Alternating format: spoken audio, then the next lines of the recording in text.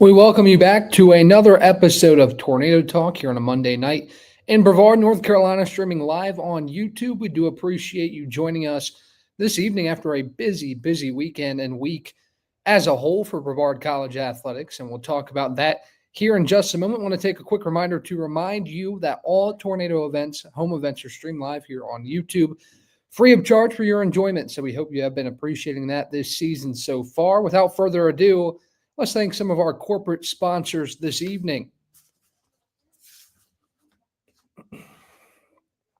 Bojangles, BSN Sports, Comporium, Earthling Coffee, Hampton Inn, Jets Pizza, UNC Health Party, Pepsi, Pinnacle Financial Partners, Platt, Prolific People, Suburban Propane, Subway, and Zaxby's.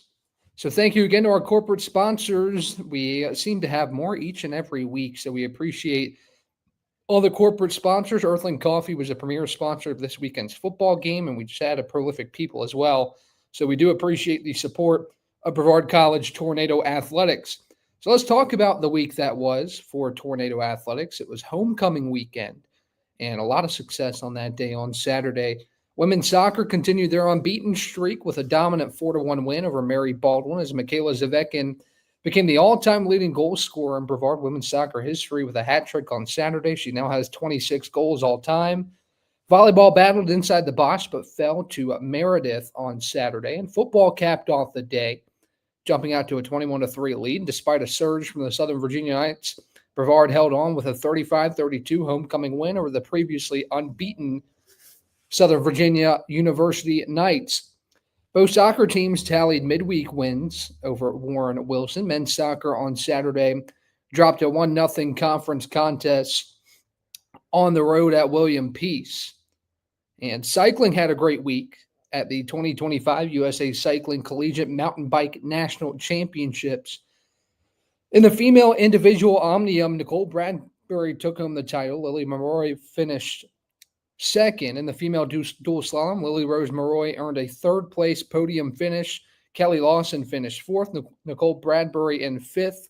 In the male downhill, Matthew Leleveld finished in second. In the female downhill, Maya Dixon finished third. In the team relay, BC's team of Nicole Bradbury, Owen Clark, Matthew Leleveld, and Kiara Lillick finished second. In the male XCO, Owen Clark finished second. In the female XCO, Nicole Bradbury earned fourth. In the male cross country, Owen Clark finished fourth. In the female cross country, Nicole Bradbury finished third, Lily Rose Maroy in fourth, and Kiara Lillick in fifth. As a team, Brevard finished second in Team Omnium. So great weekend for Brevard College Cycling. Went down to Mesa, Colorado, and came home with some hardware. So congratulations to them. And without further ado, we'll welcome in our first guest of the evening. It's women's soccer's Michaela Edwards. Michaela, how's it going tonight? I'm good. How are you? I'm great. Thanks for taking some time to join the show tonight. We appreciate you taking some time with us this evening. So you all continue to impress this season. You're undefeated with a pair of wins this week over Warren Wilson. You hand Mary Baldwin just their third loss of the season with a 4-1 win on Saturday. Focusing on the Mary Baldwin game, what were the keys to earning another impressive result on Saturday? Yeah, I think a lot of the things that we focus on in practice is being tactically disciplined. So I think that you see a lot of that coming over into the game. And I think we wanted to work on scoring more. I think you saw that a lot in the game the other day was we put 4 in the back of the net. And then consistency was really important as well as finishing out games. So not just scoring one, but continuing to score throughout the game. So you've been a key part in that midfield role, also on the defensive back end. You're with that line of defenders, Skylar Pettibone and MK Smoke have been there as well with you, allowing just 3 goals this season as a team. I mean, that's really impressive. You were especially active on Saturday in denying that Mary Baldwin offense that had previously had a lot of success, averaging near 3 goals a game. What have been the keys for you to contribute at this level in your first year on campus? Yeah, I think that having the back line, just constantly communicating with each other and having the midfield, it's really been helping us, again, staying tactically disciplined and staying connected with one another. So center backs staying connected with the outside backs staying connected with the midfield.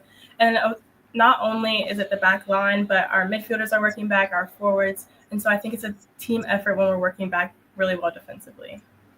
So speaking of being a freshman, you joined a team that returned a lot of talent from last year, and including three top goal scorers from a season ago. What did the process look like for you to get acclimated with this team that already had rapport with each other, and how did you kind of fit in there? Yeah, I think coming into a team with a lot of vets, that was really working to my benefit, especially because they know what it's like to play, they know how to play. And so I think it's really helped me adjust quickly because they kind of helped me with that. And then the speed of play as well, that was a little bit harder for me to get used to. But I think having them behind me and constantly saying, okay, you got it, like they're behind me in my ear. And so that's really helped me, and you constantly have someone to look up to as well.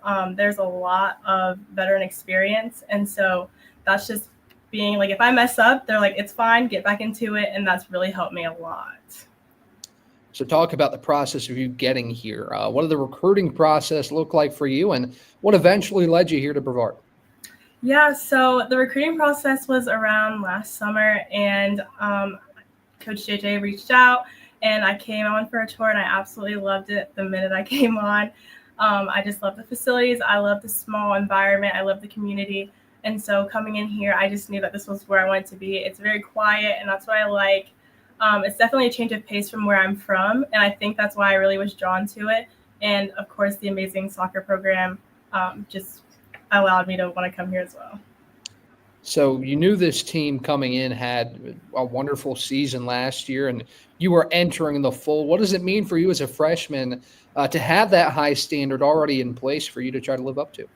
Yeah, there's a lot of pressure at times. I think at first it was a lot to kind of deal with, but I think pressure makes greatness. And so I kind of took that pressure and made it into something where I can continue to grow. And again, having the girls constantly pushing me from day one really helped. And so, yeah. So I'd say you're the definition of an instant impact player. You come in, you've started all but one game so far this year. What does it mean to you to have this coaching staff trust you with this role to deliver as a freshman? Yes, I think the coaches, them having trust in me, that kind of really helped me because sometimes it's kind of hard not to have trust in yourself. But when you have other people and you can tell that they trust you, it instills confidence, and then that confidence relays onto the field. And so I think you're being able to see that, me connecting with the midfield, the back line, the forwards, and really kind of getting into the groove pretty quickly. And so I'm thankful for the coaching staff to allow me to be able to start the amount of games that I have and the minutes that I've had. And also the girls kind of pushing me to continue growing on the field. So in college athletics, freshmen, if you're watching a freshman play, sometimes you can tell that they are a freshman. It might be the speed of the game or something that just isn't clicking quite yet, but we don't really see that with you. What have you learned about the college game so far, and how have you gotten acclimated to it so quickly? Yeah, so a lot of the girls, they told us when we were coming in that the speed of play was definitely something that was going to be a difference coming from club, coming from high school, and also the physicality. So I was told very early on to just be aware that the physicality was going to be something that we probably weren't used to. And again, the veterans, the upperclassmen, the sophomores, all of the girls, they're constantly talking to us. They're constantly telling us what to be aware of. And so they know what to expect from these teams. And then them having experience just allows me to come into games prepared and understand what my role is for that game. So overall in your game, from game one to now, how have you seen your game progress, and how do you hope it continues to progress throughout this year? Yes, I think I've gotten a lot better defensively. I think at first I wasn't that disciplined, but the backs have kind of allowed me to. Usually the center backs will cover us if the outside backs are a little high or something. So I've been becoming more disciplined, and I want to work on my attacking as well, getting up the field and providing that attacking presence as well, providing those crosses and just supporting the midfield, supporting the forwards, then also being there in the back as well to kind of connect with the center backs, with the keepers as well. So I've asked this question to every new athlete that has come onto the show, and the viewers might get tired of it, but I'm always super interested in this question. It's a pretty fun question here. So, what does your pregame routine look like? You get in the locker room 2 hours before kick. And, what does those 2 hours look like? Do you have any superstitions? What kind of music are you listening to? Just kind of walk me through that process for you. I'm not gonna lie, I have a lot of superstitions. Like it's kind of like OCD. Like a lot of the girls like Michaela, come on. But some that stick out to me, like I tie my shoes before we start doing long balls.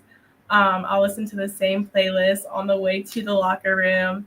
Once we get into the locker room, all the girls listen to like the music on the TV, but I have my AirPods in. So it's just small things like that. Like I put my left shin guard in before my right. It's just so superstitions I kind of accumulate, and I'm like, okay, I played well this game, and this is what I did. So then I keep doing that every single game. I love that. I love that. So, as a team, how have you bonded and kind of meshed with these girls? It seems like a very welcoming group. And how have you kind of built a relationship with them in your short time here? Yes, the girls were so welcoming. I think that's made it such a huge difference in coming in here. I was a little bit nervous coming in, obviously to a new environment, but the girls were so welcoming. I immediately clicked with the seniors. I immediately clicked with the juniors and the sophomores, and obviously all the freshmen are really close. And I think it translates onto the field as well. You can see that chemistry. And I feel like our chemistry is not only on the field but off the field. So we'll hang out, we'll go out to eat, and I think you can just see that when we like each other and we all love to be around each other, it translates onto the field, and you can see that in our success as well. So for you guys, I think whenever you're approaching a game with another team, they have it circled on their calendar. Each game in and game out, they're going to give you the best shot they have in every game you play in this conference. How do you guys kind of deal with that in a game by game basis to make sure you're expecting what the team's going to throw at you? Yeah, we talk a lot about making sure our level doesn't drop no matter who we play. We stay at a consistent level, and that's what senior talks about a lot, is ensuring that we stay at one consistent level no matter who we play. So we stick to what we and how we play and what we know, instead of worrying about like what the other team is doing. Like obviously we have film and we talk about other teams, but in the end we know what we as a team have to do, and we all focus on our roles and the things that we have to get done during the games. So I think that's why we're so successful, as we focus on ourselves, and then the things that we do in practice translate into the game. And again, staying disciplined throughout all levels of the field and covering for each other. So I think you can see that a lot, where one person isn't just doing everything. And so we're all working together, all 11 of us, and it takes a village. So I think the best way to describe this team is complementary. I mean, offense and defense. I mean, you saw the stat pop up. You guys are leading the league in offense and goals allowed by quite a wide margin. I believe Southern Virginia is in second with 39 goals this year, but you all have 57, and you've allowed just 3 goals. I mean, how important is that as a unit to play complementary soccer on both sides of the field? It's so important. And I think that we have to shout out our forwards. They start our press a lot of the times. And also they help work back all the time. You see Michaela Zvekin, she's constantly working back to win the ball. So if there's defensive pressure and we might not have numbers and the midfield's marked, our forwards always come back. And based on shots, like for the back line, I think that, yes, sometimes they do get shots off, but the main priority is that they're not quality shots. So that's really something that we prioritize, and we're happy with what we've been doing in the back line with the midfield. And I think we're all working together. We all know our roles, like I said, but it's not just our roles. It's like if the midfield is up and a forward comes and drops in. So it's just helping each other out. So I want to end with this. What has been your favorite part of your freshman year so far? That's kind of a loaded question. I'm sure you've had a lot of enjoyable experiences. But just tell me maybe a couple of parts that you've liked about your freshman year. I will say a lot of times my favorite things with the girls have been in the locker room. I think a lot of the inside jokes that we have, and a lot of the girls or other people won't know, are just coming into the locker room for a game day, and all you hear is the music blasting and everybody just jumping up and down, getting into the game day mindset. I really love the team camaraderie that we have. It's nothing like I've had before, and so I'm thankful to be surrounded by such amazing girls, and I can't wait to see like what the next 4 years look like. All right, Michaela. Well, it's your first time on Tornado Talk, and I'm sure we will talk many more times throughout your college career. But I want to thank you for joining me tonight and talking a little Brevard women's soccer. Yes, of course. Thank you. All right, good luck this week. All right, that is women's soccer's Michaela Edwards. The Tornadoes 11-0 this season and look to continue that impressive stretch on Wednesday at Salem College at 3 p.m. So we have a pre-recorded segment. That's the first part of two that we'll do throughout the next 2 weeks. It's women's basketball coach Donald Hudson, who joined to preview the season.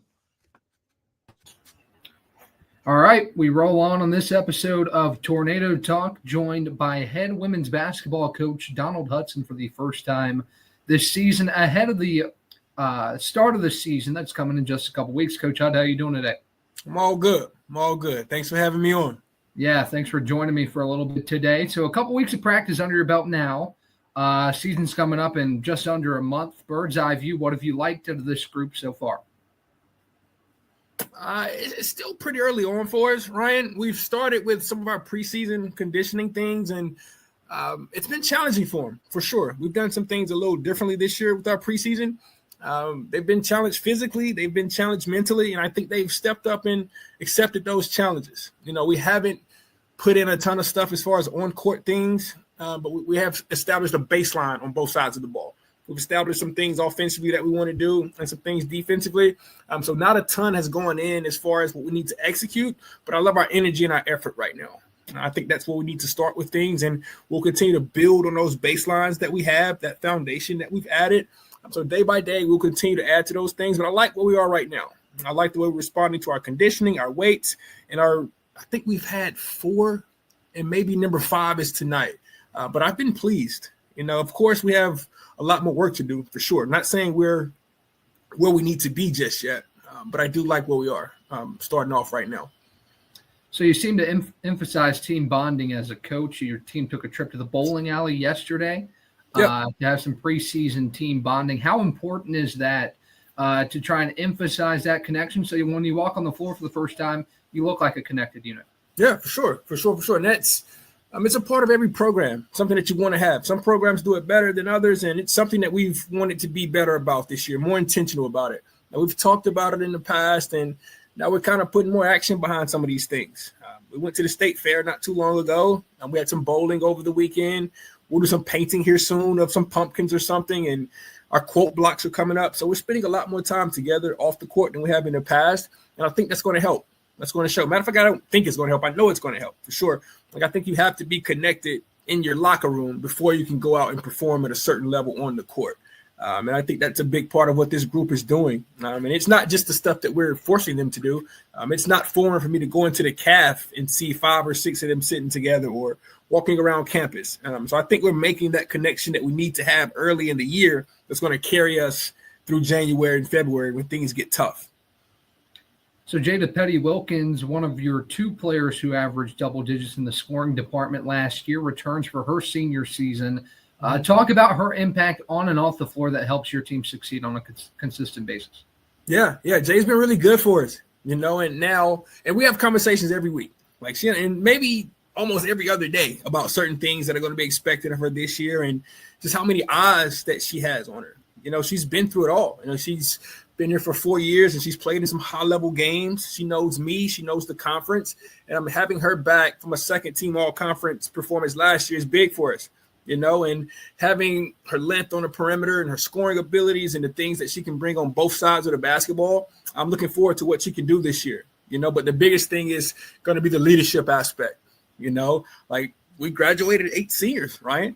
So we need a new voice. I think she's one that we'll be able to count on for those things. And if not verbally, through the way she does things for sure on the court. She's somebody that has embodied the BC WBB, Brevard College women's basketball, since she got here. There's been some growth and everything, and I'm looking forward to watching this senior year for her. But she's definitely set herself up for a good senior season for sure. So you talk about those 8 seniors, one of them, Josie Hester, your leading scorer a year ago and USA South Player of the Year, and also McKenna Parkins, who is 3rd on the team in scoring and a second-team all-conference selection. How do you plan on replacing that production, and who are some players to watch for? Yeah, and it's in my opinion, you don't replace those 2 with just 1 or 2 people. It's going to be by committee. We have a group that's going to have to come together to do these things to replace some of that production. It's not going to be where we put it on 1 or 2 people. Hey, you've got to go shoulder this or you got to go shoulder that. No, we have to do this thing together. We've got to move the ball and our offense has to create good shots. We're not going to always be able to throw it to somebody and let them go one-on-one and find a good shot. We're going to have to cut hard. We're going to have to screen hard and move the ball at the right time and get the ball to the open people, and they're going to have to knock down shots when those times come. But as far as replacing what they're doing with one or two names, it's going to be by committee for sure. Like, we have a group that can do it, and I feel good about this group, but I can't say it's going to be one or two people at the moment. It's still super early. I may have another answer for you here in a month or so, but for right now, it's going to be by committee for sure. So you look at some rosters and you can kind of see a trend from time to time, whether they're upperclassmen heavy or a young team. I'd say your roster is kind of all across the board, but you have 4 players on the roster that enter their second season in this program.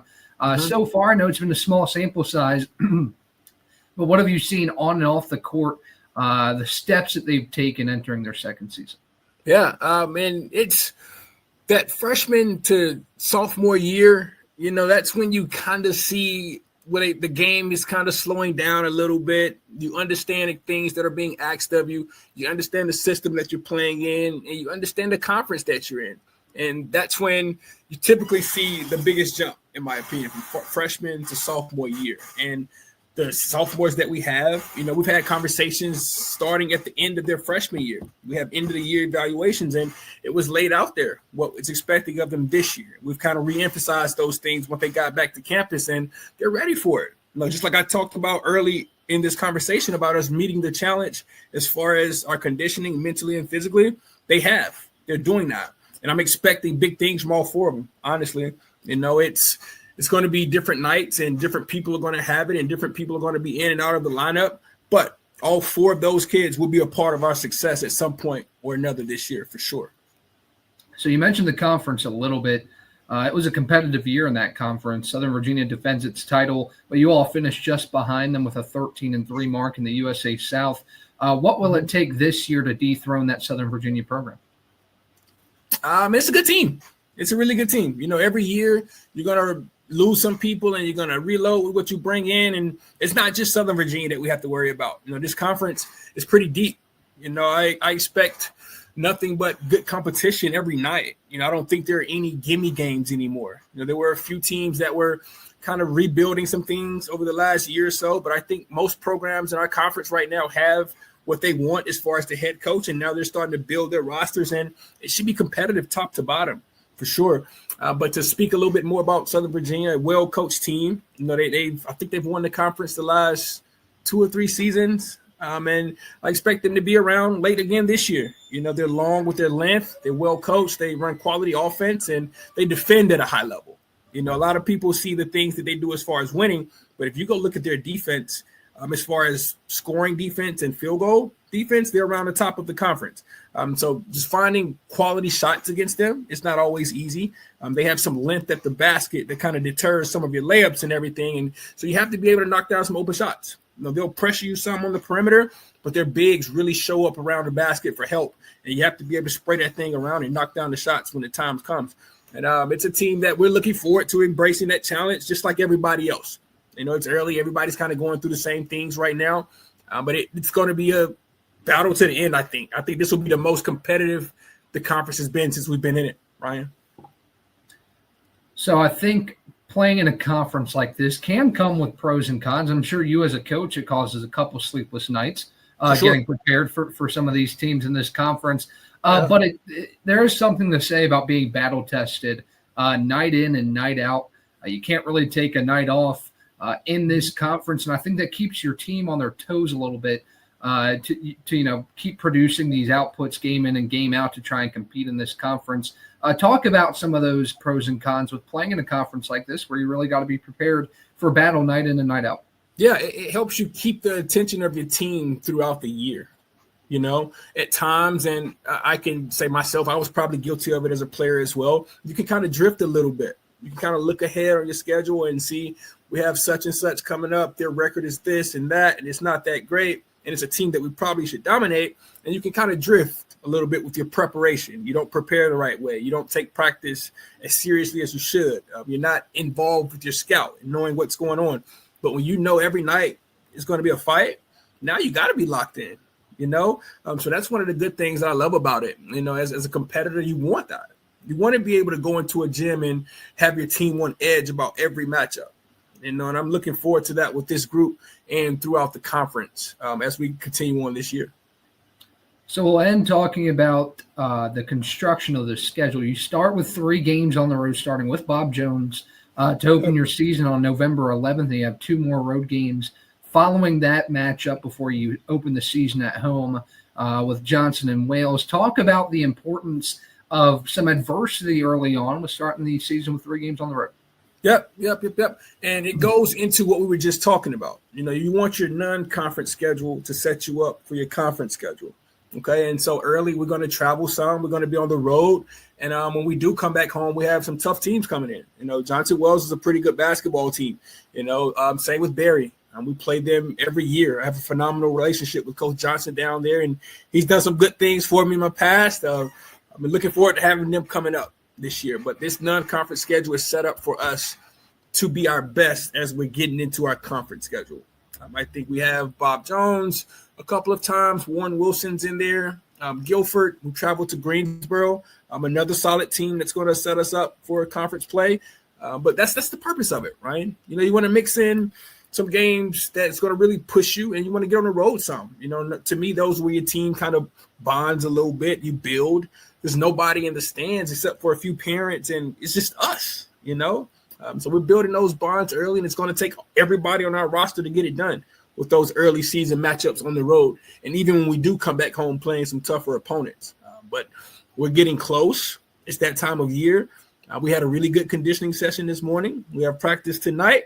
And we're getting ready day by day, just one step at a time, right? We don't want to overlook anything. We've been slow with the things that we've put in so far, really teaching everything from the ground up, making sure that we're not skipping any steps. At times you can become numb to this part of the year when you've done it so many times. You can kind of get ahead of yourself. Hey, let me put this play in. Let me put that play in. And maybe your team isn't ready to put those plays in just yet.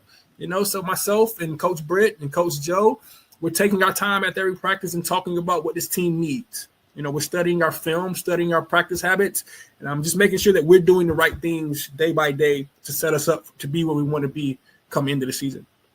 So lastly, obviously my first year here, and I've seen the Bosch atmosphere quite a bit with volleyball opening the doors to the Bosch this season. But what are you hoping to see out of this atmosphere, this home atmosphere, to try and give you guys a home court advantage? I have no doubt what it's going to be like. The Bosch shows up for us when we need them to, for sure, especially come playoff time. When we get in tight games and we get the crowd in our corner and they're behind us and we're playing the right way, of course, we have to do our part. We can't just lean on the crowd to get us over the hump, but it helps us for sure. That energy, that atmosphere in there is tough to play in. It's not a huge gym, so it doesn't take a lot of people to come in there and make a lot of noise. And I think we really, really benefit from that. It's one of the tougher places to play in our conference. And I think our student body that comes, the student athletes that support us, the parents that come out and support us, and also our Tornado Club. We don't take that lightly. The support that we get around this place is amazing. We want to make sure that we say thank you for sure for coming out. And we look forward to seeing you all soon, packing the Bosch. All right, Hud. Well, thanks for hopping on for a few minutes to preview this 2025 season. Yeah, absolutely. I look forward to being on again soon, Ryan. Thanks again, man.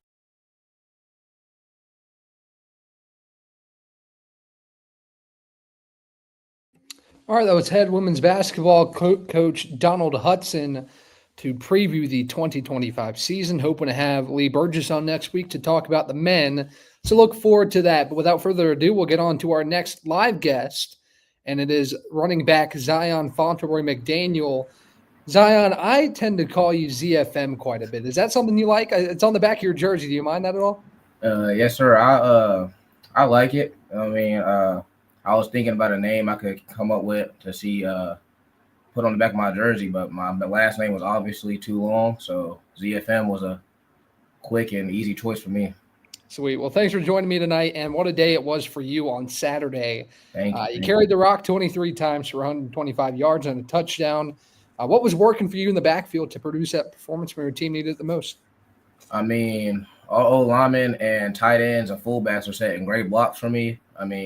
Making my reads easier than normal. So I just feel like the comfortability just fell in Saturday, so I feel like I was the most comfortable on Saturday, and I mean it was just great, man.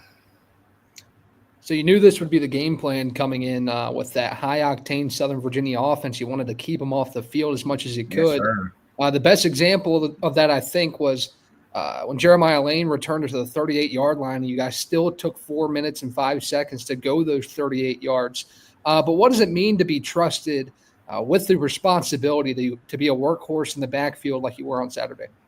I mean, I gave great thanks to my coach for trusting me. I mean, even when some of the runs weren't working sometimes, or I had maybe a 1 yard, 2 yard gain, they still had trusted me to carry the rock and stay on the field.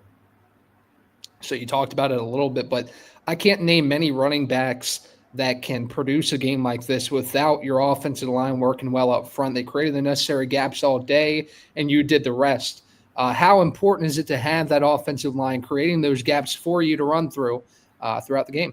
I mean, I feel like the offensive line is probably the most important part in anybody's football team. I mean, that's where the whole game starts. I mean, if they're having a good day, it's just easier for everything to get going, the run and the pass.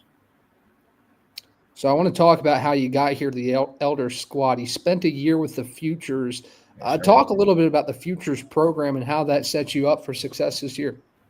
I mean, the Futures is just like getting started, just like getting comfortable with college football, playing against all these other JUCOs, and you're not playing against no like pushovers. You're playing against good competition. So let's get you ready to play on the Elders. So this running back room is filled with a bunch of different running backs that I think all have a little bit of a different style, a different flavor to how they run. Yeah. What have you learned from those guys in terms of their experience? Because they're all pretty experienced. I think you're the youngest one in the room. So Yes, what sir. have you learned from those guys in the process throughout this season? I mean, they just said, I mean, whenever you're having a bad game or like something's not going for you, they just help me and motivate me to keep on pushing and just stay patient, just knowing my time will come. So this is the second time I'm asking this question, and I asked it to Michaela Edwards, who joined us previously. But on game day, when you show up to the stadium, what do those hours before the game look like for you? What's your routine? Do you have any superstitions? And like, what kind of music are you listening to get you going? Man, I listen to Rod Wave. He's my favorite artist. Listen to him mostly on game day, just to get locked in, ready for the game. And usually I get to the locker room about 3 hours, 4 hours before the game, and I'm usually stretching, just in my own zone. I'm not really talking to anybody. I'm just getting locked in for the game. So this year, coming to this team, what have you seen improve in your game? Even if back to the year with the Futures, what have been the biggest areas of growth for you throughout your time at Brevard? I feel like my growth has come to my patience in the backfield. Just staying patient, just knowing that I need to trust my own line and trust whoever's blocking for me to block and make those blocks. Because if I don't, I mean, I won't be getting results like Saturday. So you talk about patience, but there was a play in the Southern Virginia game that really didn't require patience. When you hit that hole and you ran past the second level of defense and scored that 30-yard touchdown that put you up 2 scores against the Knights on Saturday. What did you see on that play to create that touchdown for you guys? I mean, I know we ran a counter, so I know we're gonna get a kick out. So I was just like, I'm gonna trust my H on this. So I'm gonna follow him and just hopefully he sets a good block. And he did. He set a wonderful block. So I just got to squeeze through that hole and also green grass. So you talk about the offensive line, the tight end, and you just mentioned the H-back. How important are those guys that are in the backfield with you in the run game, serving a little bit of like a fullback role to create those blocks for you? Blake Shepard, Tucker Cleary, those kind of guys to get you loose. I mean, they're some of the most important guys on the team because without them, I mean, some of our run plays, they literally won't work. I mean, they're some workhorses, man. They get in there, put the face in there. And I mean, without them, I don't know some of our stuff probably wouldn't work. So the game at Belhaven didn't go your way, but both losses this season have been followed up by a win. You lost to Kentucky Christian. You won the next two against Sewanee and Erskine. That was an exciting game. What does that say about your team's ability to, not hang your heads, get back to practice on Monday, and get ready for the upcoming test? I mean, so at the start of the season, all season we've been having this thing called we call it flush. We have a bad play, a bad rep. Just flush it away. Just go on to the next one. You gotta make up for these mistakes. If you hang your head, that's just bound for more mistakes to happen. So homecoming this weekend, and obviously it was a good one with you guys taking home the win. Talk me through that experience for you. What was homecoming like for you, and how exciting was it to have the packed stands there on Saturday? Just walking into the game, just minutes before the game, just seeing everybody there, all the fans supporting us, everybody who's come out to show love. It's great. It's a great atmosphere to be in. Who wouldn't want to play in front of that? All these people that love to come watch us and support us. So I want to talk about your game as a whole a little bit. We've obviously talked about the running game, but one thing that I think makes you stand out is your ability to catch passes out of the backfield. How much pride do you take in that? Because that's not something that every running back can do. It's really quite the talent to have. So talk a little bit about that facet of your game.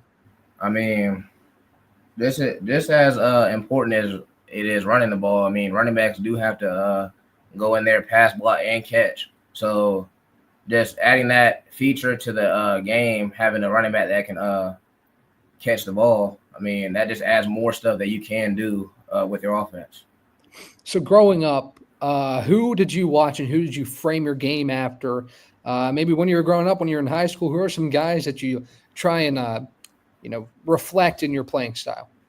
So, my favorite player of all time, favorite running back is Barry Sanders. That's why I wear number 20. Just a great athlete all around. Not the biggest guy, not the strongest guy, but just, he's a workhorse. And somebody I watched during our time was Le'Veon Bell. Le'Veon Bell, he's one of the best runners I know. The patience, the speed, the agility. He can catch. He can do it all. So them two are people I model my game after. So I'll end with this. Obviously, go back on the road this week to LaGrange, a team that beat Brevard last year here at Ives-Lamel Family Field.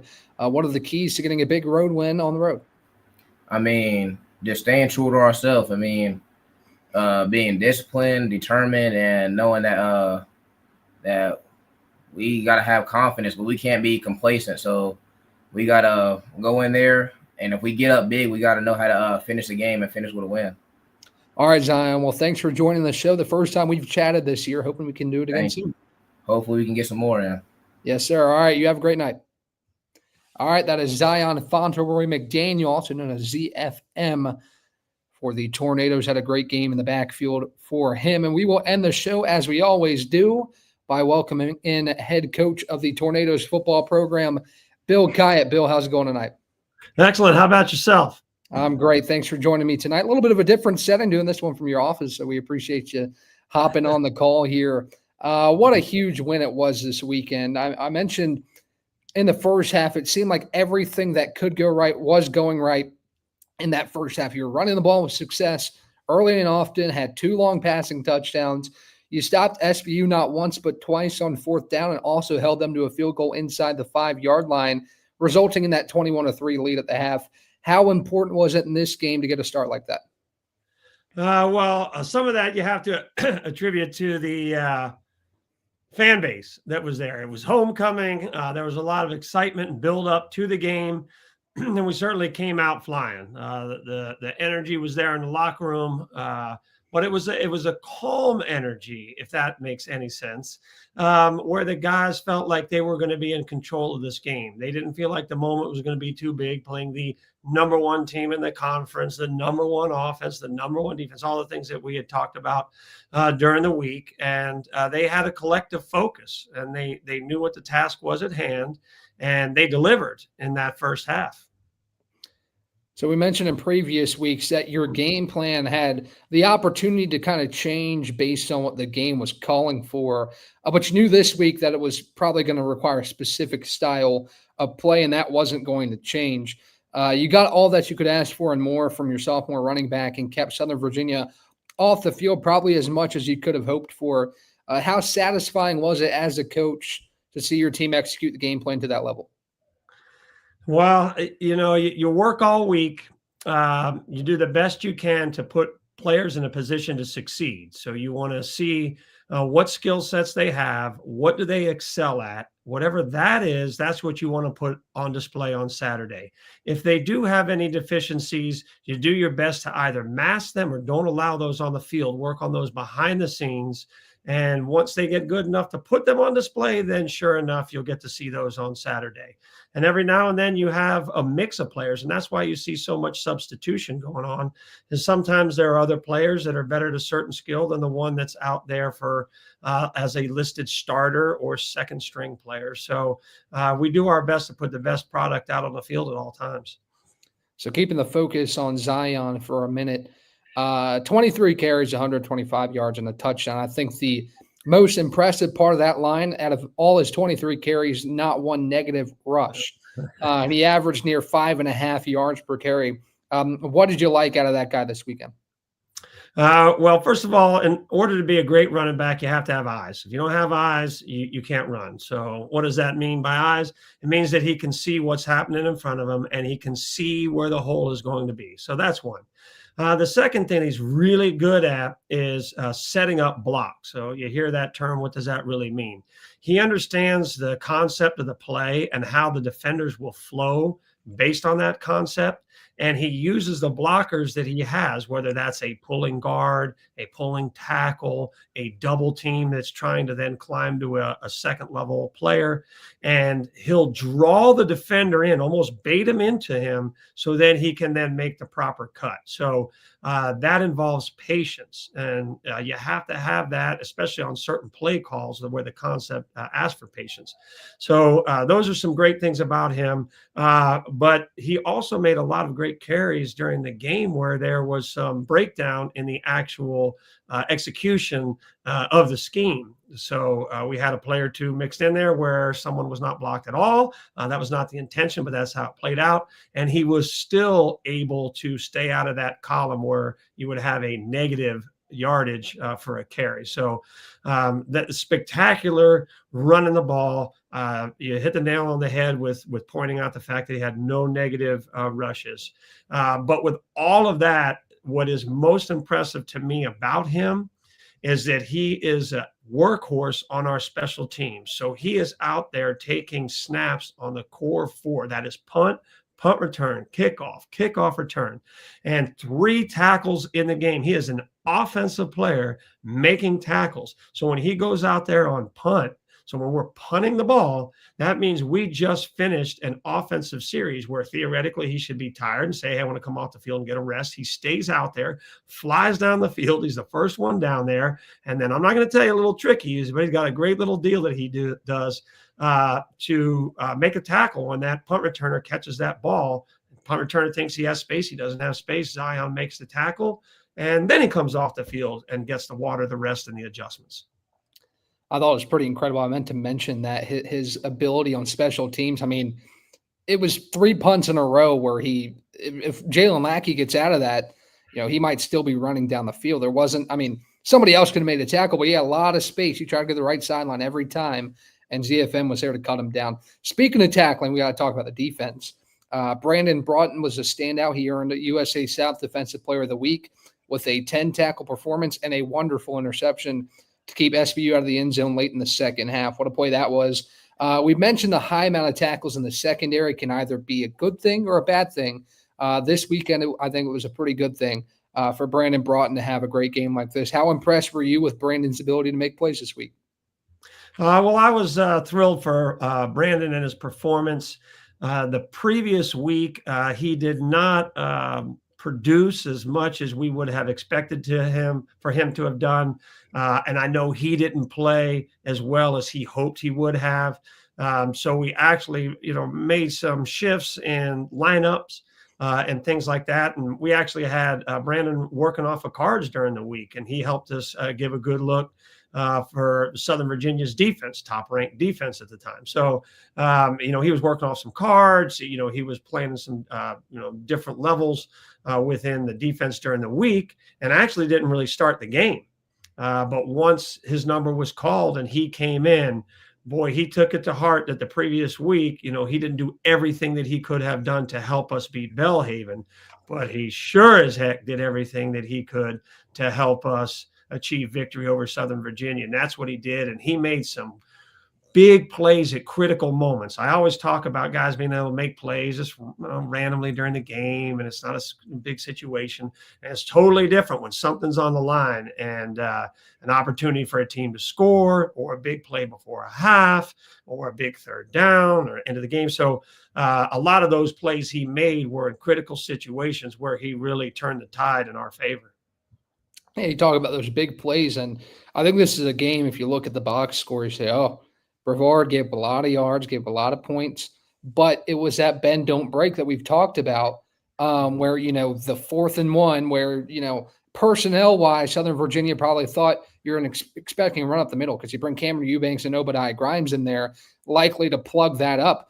But it was a great tackle on the jet sweep, and then you talk about the interception by Quintrell Bowman, the athletic play by Brandon to make that interception on the sideline at a pivotal point of the game. I mean, they score a touchdown there. It's an 11-point game. They get the ball after half. I think the momentum would have been a lot different. That game might have gone differently had that play not been made. How important is it to, you knew Southern Virginia was going to get theirs, but to bend but not break and get those stops deep in your own territory? Well, there's all sorts of different ways to win a game. Okay. And in order to understand how to win those different styles of games, you have to be in those games and you have to win them. So, hey, this is how we go about doing it. And it had been disappointing to us that in our 2 losses, we were actually up a grand total of 37-3. So that was 20-0 against our opening opponent, and then a 17-3 late in the third quarter against our opener within conference. And we let those games slip away. And we were not going to allow that to happen this time. So that momentum before the half, because I think that you spoke about it when we were able to beat Erskine, how we got that score at the end of the half, then we get the ball back in the second half and score again, and how that helped propel us to victory. So think about it. Southern Virginia was thinking along those same lines. So that's why they were on the attack as they were. They had faith in their offense, as they should have, because of where they were ranked. But they were unaware that we were going to be able to rise to the occasion and make the stop, and that we did. So this game kind of struck me as you need to have all hands on deck to kind of thwart this offense a little bit. You get Bailey Ramey leading the team in tackles with 13. A ton of others chipped in. Quintrell Bowman had an interception. Curtis Bowden Jr. seemed to be all over the field making plays, and James Laycock was constantly in the backfield, to just name a few of the guys. I mean, everybody was pretty solid on the defense. How key was it to have everybody engaged and have all hands on deck to try and stop this offense? Well, we had to match the offense because Southern Virginia offense isn't one player. It's not just the quarterback. It's not just the running back. It's not just the receiving core, which they had a lot of them, and a lot of guys touched the ball, especially with 63 pass attempts. So there are players all over the field, and that doesn't even mention the size of the offensive line. So there are numerous weapons on the Southern Virginia offense, and they can score at just about any time, almost at will. So for us, we can't just count on or rely on, hey, Bailey Ramey, he's the heart of the defense up the middle there. Boy, he's going to get our 13 tackles, and that's going to save us. That's, believe it or not, that's not good enough. How are 13 tackles not good enough? How are the statistics that you read off of Brandon Broughton not good enough? Well, they're not to stop a number one offense. And that's why you had to have whatever 11 players were out there, they had to play their best football every moment that they were on the field. And for the most part, they did. And at the times there were some breakdowns. There were at least another player or two behind them to cover any errors that may have been there. So we talked a little bit about some of the potential parallels between this game and the Erskine game. I think the fourth quarter had potential to be very reminiscent of that because you knew Southern Virginia was not going to go down without a fight. They cut it to one possession twice in the fourth quarter, but you guys had the answers late. And that's kind of probably what Erskine was hoping to do when you guys were making that surge in the fourth a couple of weeks ago. But what does it say about your team to come out after giving up a couple scores in the fourth quarter and keep them at arm's length and come away with that win? Yeah, well, we talked about confidence during the entire week. And the way we set up the game plan, we wanted them to be confident in their ability to execute. I've never questioned the team's effort. I've never questioned the team's physical ability. The only thing that would ever surface was issues regarding their ability to execute properly. So perform, during game time, or would the anxiety get to them too much and choke them to where they can't think of what it is they're supposed to do, even though they had done it time and time and time again. So we wanted to be able to just play without having to think. And that's the way the game plan was set up. And even though there was a lot of different things coming at us, we weren't slowed down by the brain just spinning and spinning, going, wait a minute, what am I? And then it's too late. The play's over and it's past you. You gave up a touchdown. You gave up a sack. So we talked about the confidence. So it mattered not to us. Hey, we give up a touchdown. We give up a field goal. We throw an interception. Anything that may happen, you can't allow your body language to fold and, sink down and, feel sorry for yourself and, I hope somebody comes and saves us. No problem. We got it. We got 11 guys who are going to go out on the field or whatever the next play is, and those guys are going to get the business handled, which they did. So I talked to ZFM about it, and, small sample size, but you guys have been really good after a loss. Maybe not a trend that you want to continue because you don't want to lose games, but just talking about, your response. You talked about not hanging your head. And I asked him, I said, what does it take into – after you lose the game, get back out on Monday and get ready for the next one and have a short memory. What have you been impressed with about your team's ability to not harp on a loss for too long and get ready to play the next one? Well, when we evaluate the game and we genuinely look at why is it that we lost this game, and we break it down play by play, these guys understand that they're not that far off. Like, there was a whole coulda, woulda, shoulda within that game, meaning that the losses aren't coming due to issues of things that we would have to take years to change, take months to work on. We really need next spring. We got to get another recruiting class. We're not that far off in these losses. We're right there. These are issues that are within our control this season. So it really is more often than not about our own execution and following the rules. What do the rules say in this call? What do the rules say on this play? And as long as we get away from saying, well, I thought I should just. Well, in this situation, I figured I would just. That's not what the rule tells you to do. What does the rule tell you to do? And if we can just stick with that, just get away from trying to get too creative when doing our own thing, we will have no problem. And that's the big thing for us. And those guys realize it. And that's why they say to themselves, wait a minute, this isn't some trend that's just going to stick with us forever. We can't get out of this. They know, hey, we just have to make minor tweaks. We get those minor tweaks, we come back and win the game. And that's why these guys don't just lament for an entire week and then just show up and go moping around the next week and lose that. But you're all right. I don't want to go win one, lose one, win one, lose one, because I want to 500. So you got to stay away from that. Well, turning your attention to next week, this week, you had two LaGrange to take them on this week. What do you know about LaGrange so far? It's a team you're familiar with, and what kind of play style are you expecting out of them on Saturday?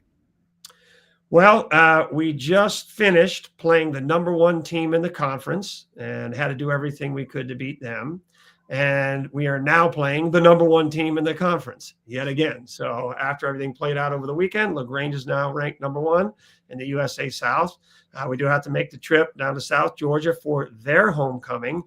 So it'll be quite the crowd, quite the environment. One thing absolutely for certain is they are stacked with athletes. So they have athletes all over the field at all different positions, guys that can move, guys that can hit, guys that can run, guys that can change direction, guys that can make plays. So there's a lot happening out there. So it's no surprise that they're 4-1. It's no surprise that they're still undefeated in USA South play. So for us, we're just going to have to play Brevard College football. So what does that mean? It means not trying to play the way LaGrange plays. I mean, they have their athletes and they utilize those and they highlight them. And for us, it's about sticking to what it is that we do and how we play. And if we get caught up in LaGrange college football, we'll lose the game. If we play in the Brevard College style and draw them into the way we play, then we have a much better shot at victory. So this team came to Isomel Family Field and beat you guys last year.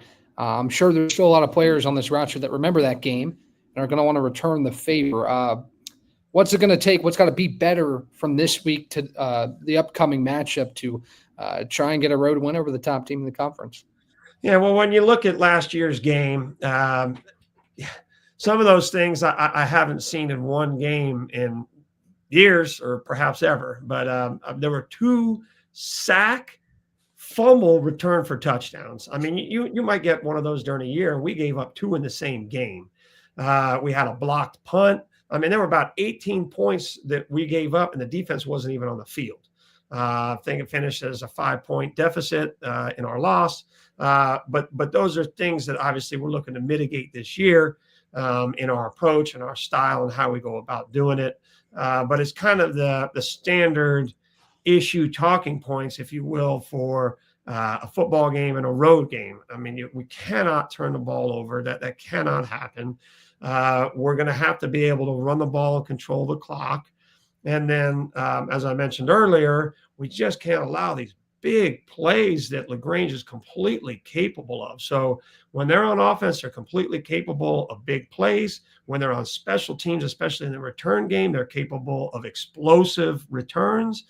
And when their defense is out on field, if you don't understand what it is they're trying to do, it would look like chaos out there. They got a lot of people moving around, a lot of guys up in the line, off the line, moving around. And if you don't study it and understand it, then it can look complicated to you. And now that is when you give up the sack fumbles. That is when you give up the interceptions, the tip balls, and all of those sort of things. So again, you just have to stay in control, stay in your lane, know what your business is, know what it is that you need to do, and stick within the parameters of Brevard College football. So we'll close the show by putting a lid on homecoming here. How special was it for you? And luckily, the experience wasn't soured, and you were able to celebrate that day with your team and some alumni. How special was it to see some of these guys back on campus? Oh, it was great. I mean, I had the guys, as early as Thursday, guys were rolling in. I saw players from our first recruiting class in 2017 that helped allow us to field a team that very first year of 88 players. And then I saw guys that were around for the Scotty Whitelaw Bowl when we beat Carnegie Mellon, and they have their diamond ring on. I saw guys that were part of the 2021 spring team when we had that Western Division crown. And to see those guys come back and just see a smile on their face and just know that, they were what really set the foundation for what it is that we're doing now, but they also laid the path for these guys that are playing now, because without all of their sacrifice and their efforts and their victories, these guys wouldn't be able to do what they're doing now. I mean, we wouldn't have a home field that's on campus rather than at a high school. We wouldn't have a gorgeous locker room and coaches' offices, a futures locker room, 2 of them actually. We got press box. I mean, all these things that have changed over the years since I've been here, just spectacular. And the guys are just so proud to call this home, and this is where they went. I just saw something go across the bottom of Bubba Craven, one of the all-time greatest receivers to ever don a uniform here at Brevard College. So, it was great to see those guys, and I'm glad that they got to enjoy it. And they gave me a little juice knowing, man, these guys are here. We better call a good game and get a victory. So it was wonderful to have them. All right, Coach, I appreciate you as always for helping me close out the show here. All right. Thanks for having me, Ryan. Have a great night. See you. Yep. All right, that's head coach of the Tornadoes, Bill Kyatt. The Tornadoes look to keep the momentum after that homecoming win at LaGrange on Saturday at 1 p.m. in LaGrange, Georgia. So that'll once again close us out tonight. We appreciate the engagement. It's been fun in the chat tonight. Always feel free to drop a comment, leave a like, and join us tomorrow for volleyball Inside the Bosch. We'll have that coverage for you coming your way. Again, all Tornado events, including Tornado Talks, Monday, 7 to 8 o'clock, will be available live on YouTube, streaming for free for your enjoyment. So we appreciate you tuning in tonight. We'll talk to you next week here on Tornado Talk.